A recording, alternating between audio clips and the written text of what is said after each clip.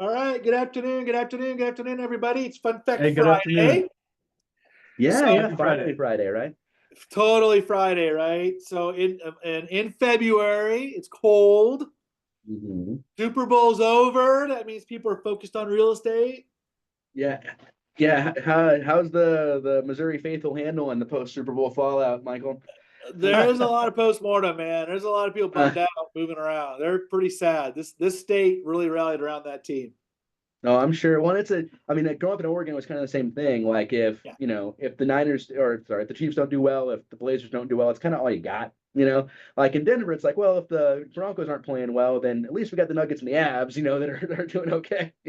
So, but yeah, everyone did pretty well this year, and the Avs are crushing it. So we'll see. But Yeah. yeah, Good. So today we're really excited. So we have one of our amazing agents, Ryan VanVoorhis. So Ryan's been with us now for a little while. We like to kind of get to know Ryan on our fireside chat today. He's got a whole nother life outside of real estate that ties into real estate. So we want to talk a little bit about that, Ryan, learn a little about you and your lovely wife and your kids, and talk a little bit about real estate in our fireside chat. So Ryan, I'm gonna let you take it away, introduce yourself, and talk a little bit about you and where you're going. Yeah, my name is Ryan VanVoorhis. I moved out to Colorado 10 years ago. Well, 2014, so almost 11 years ago. I met my wife out here 7 years ago, and we now have two little girls, 2 and 4 years old. We 6 years ago, the two of us decided to leave our sales jobs and open a CrossFit gym in Denver, which we still have today. My wife was a real estate investor prior to owning the gym, so she has a lot of experience there. And kind of seeing her projects and hearing her talk about those sort of things, kind of got me interested in real estate. And our main clientele at our gym is 25 to 35-year-old, young professionals who rent. And it's downtown, so a lot of these people ask, over the years, do you know a good real estate agent? Do you know a good realtor? And we would pass them along to my wife's friend. Well, after doing that for about 4 years, my wife said, why don't we help these people? So we were supposed to go get our licenses together. Well, anyway, we purchased the two programs together, and she never did a single day. So anyway, so I'm the license agent in the family. But that sphere that the gym provides, and the extra level of what would you call it? Just the extra tools I can offer the community there, I think it brings a lot of value. And then, being an agent for a few years, I found you guys, we were Windermere and now we're Strategic. And I just love the atmosphere here, the guidance from both you, Michael, and Andrew. And I couldn't be happier. good. Well, that's great to hear. We feel very fortunate to have you. We obviously, like, we love what you're doing here. You're a very hardworking guy. Your business is starting off great here in 2025. And, we got the chance to meet your family here over Christmas, coming down for our Santa Claus event. It was really nice to meet all those guys. Yeah, so we feel very fortunate to have you, man. And we're excited to see how you continue to grow here. And, I know there you got aspirations to have a team of your own. So, if you are some agents out there that have worked with Ryan, the other side of a transaction, I mean, it's a great opportunity to connect with someone who's going to, is running two successful businesses right now, which is more than a lot of us can say. So, yeah, great place to be. So, what did you think that having the success of starting your gym and having that being obviously sustaining, and I mean, most gyms fail in like what 3 years, and you guys have doubled that already with no slowing down yet. Do you think having that success and that skill set made it easier to kind of transition into real estate, or was that a totally different animal when you got into it? Well, I mean, I think the fact that I was in sales prior to having the gym, and I built several different territories, both here in New York, or in New York and here in Colorado, kind of gave me the ability to know what it takes to start a business. So real estate is a lot like that. You're starting from scratch. You have to build up your network and get your name out there. And I think that I definitely think that being successful with the gym uh, has helped me, like, confidence wise, to know what it takes to have a successful real estate business. It's great. Yeah, that's awesome. And man, I tell you, the thing that's interesting, the time that we've spent together is you approach it all from a business, right? You're not approaching it from necessarily the fun side of it, right? Looking at cool houses and going out and doing stuff, right? You're really looking at it from a business. And when you engage with your clientele, you're walking them through. Here's the upside over here. Yeah, you might have a downside over here, but here's that long-term potential that, like we hear in our industry sometimes, we all hear, God, when was the best time to buy? And I go, 5 years ago. That's always Yeah. the answer, right? Yeah. Exactly. So I think with the having the gym and being a business owner, you approach it as a business owner, not as just kind of a job, right? And it's kind of going out there and figuring out your day too. I mean, that's what I've noticed as well. Um, so talk to me a little bit about, so you guys were in sales in the past, right? So maybe what, and I remember what your wife did, but maybe a little bit about what you did and how you feel that that prepared you to be in sales within real estate. So I think the big thing that I learned, especially being in sales for 8 years, is the importance of developing that relationship. So it's not a one-time sale. It's not a one and done. It's you treat somebody well, you create value, and you solve their problems before they think of them. You provide that service. They're going to get repeat business. I think it's the same in real estate. Same thing in the gym. You provide a good service, a good experience, and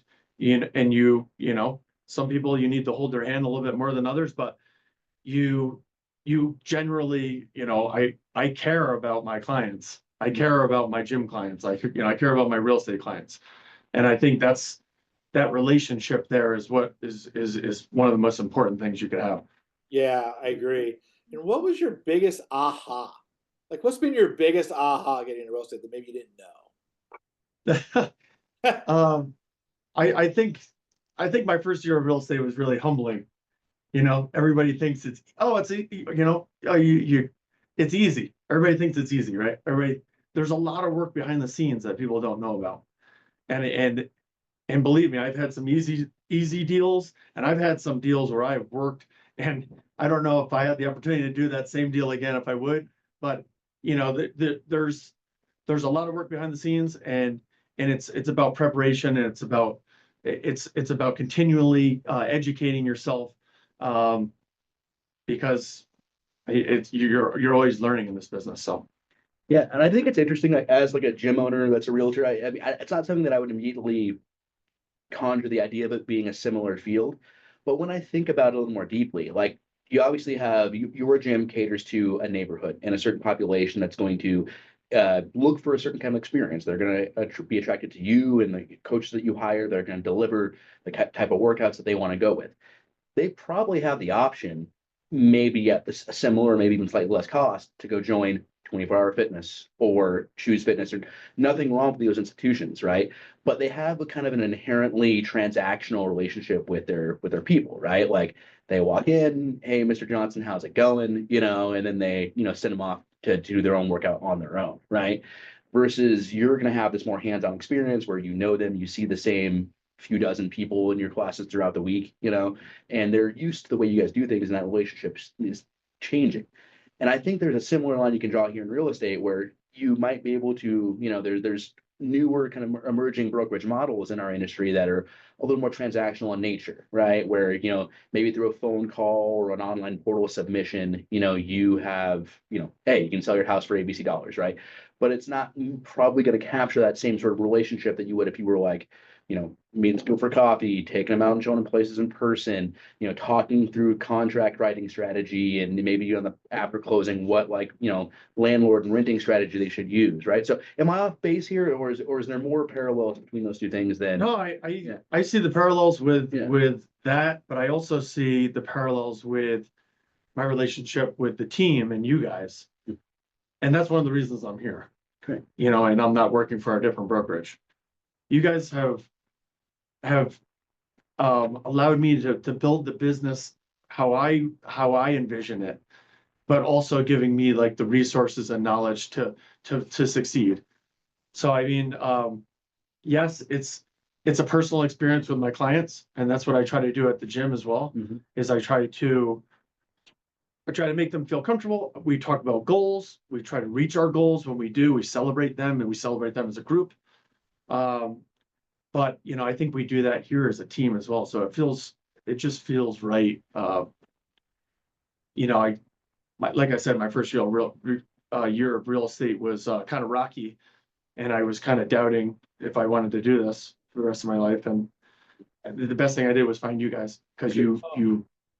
Well, we really appreciate that. I feel very honored to hear that, and But I mean, like, yeah. it's important. It's important to, to find a place that you feel comfortable. And Yeah. that relates to all different other things. So Yeah, well, and there's definitely, other options out there, but our culture is one that really believes in a team atmosphere and ability to grow together and, help one another out and have backup for each other. Like, I mean, we got agents who are out of the country and out of the state right now that have backup set up with their teammates and understand, that their clients can be taken care of, and they have the freedom to go do those things with their friends and their family they should be able to do. That maybe isn't as readily available if you're just kind of a member of a very large brokerage that doesn't have that same identity with your fellow agents. So I think that's great. That's what we're trying to do. So I'm glad to hear it's working. Right. Yeah. Well, so yeah, I mean, obviously, you came into year 3 or 4 here with yourself, so you've had a few years to kind of get your feet wet, and obviously you had sounds like a really positive experience here for the last year or so. What are you like most excited for in 2025? It can be, I'd love to hear kind of if there's like some personal goals you have, or if there's something business wise that you think you're going to be able to deliver to your clients, that would be great. But what's got you kind of revved up here for 2025? well, one of the things is I do a first time homebuyer class. I try to do it once a quarter, and I'm finally seeing now from that, I'm seeing the response from doing this and teaching young professionals like about, the first steps. And I've had several clients reach out to me and are ready to now buy this year. So it's exciting to see, you put that work in and to see that come back, full circle there. But also excited about the opportunity of building a team. And right now we're working on the recruiting, and then working, behind the scenes with you guys on how to develop like the best product that I can offer, people that are looking to join my team. Right. Love it, man. So do I. So what about what's one personal goal you've got this year? Not work related. One of my big things is I want to pay off the rest of my debt. My wife and I are looking at purchasing a third investment property. Okay. So really excited about that. Been doing the research on one particular area that I really like, and that might come to fruition here by the end of the year. So we're kind of excited about that. So that's my long-term goal for the year, is to Okay, get the great. rest of that debt paid off, so it frees up the ability to really access my equity and make it Yep. work for me. I That's love awesome. it, man. What about you and your wife like to travel? So is there any place you want to go this year that you've never been? We're going to Ireland for 9 days in May, so that's new for me. We're going with some friends, but every year we try to check off a new country or countries. Last year we took our girls to Paris, Paris, France, and Germany. So That's wonderful. Yeah, I also know you're one of a handful actually in our small office of musicians that we have here. So yeah, I'd love to hear about like kind of how your journey with guitar started. If you have like maybe tell us about your first song, favorite song you like to play. well, Yeah. I started off as the band geek, Mhm. trumpet player for 9 years, Mhm. and then started playing guitar when I was 16, and I had to continue playing trumpet to play in the jazz band with my Mhm. guitar. Nice. So that Okay. was the deal. I had my teacher made me stick with the trumpet, even though I was kind of over it. But yeah, I was in band, all the way up through senior year of high school, and jazz band for guitar, and still play guitar today. And I'm a classic rocker at heart. There you go. Led Zeppelin, I have to say, probably was one of my favorite bands. But now I'm playing songs like from Frozen and There- Moana. I'm My waiting for girls. those requests to come rolling through. So, Yeah, we have a lot of fun with it. that's awesome, man. Very cool. Well, great, man. Well, yeah. So what, I mean, what kind of questions do you have for us? Or if is there something you want to leave for kind of the millions of listeners I'm sure we'll have here on the interwebs here? Is there something you guys want to leave with, or what kind of questions do you have for us? That's a good question. Um, at the moment, I don't really have anything off the top of my head for you guys. I think you've been great, been right there with any questions. You guys have been available, and I really appreciate again the opportunity to get a team going for strategic this year. Well, let's do it, guys. Well, you heard it, man. So if you have any interest in kind of seeing what we have to offer, reach out to Ryan, right? So he's going to be, as some people aren't as comfortable talking to, management, as we obviously have like a vested interest in this team growing. And Ryan can take his talents anywhere and do very well. So he's a great person to talk to and get really kind of from the horse's mouth feedback on how we do things here. And if it's a great fit, he'd be a great leader and a great mentor. So give him a call, reach out. Thank you. Yeah, I love it. And too, Ryan, I tell you, it's been so awesome having you as part of our office. And I truly got to say, I mean, I think your business thoughts and savvy is really amazing. And every time we engage in something, you have an idea or throw something out there that I learned something from. So I think I do think that is a two-way street as well. So we're really happy and proud to have you as part of the team. I know Andrew and I talk about it all the time, and again, we're here for you and the agents. And thanks for taking some time today and spend a little time with us on our fireside chat. My pleasure, guys. Thank you. All right, guys. thanks. We'll talk to you next Have a time. great day. Have a great weekend, everybody. Thank you.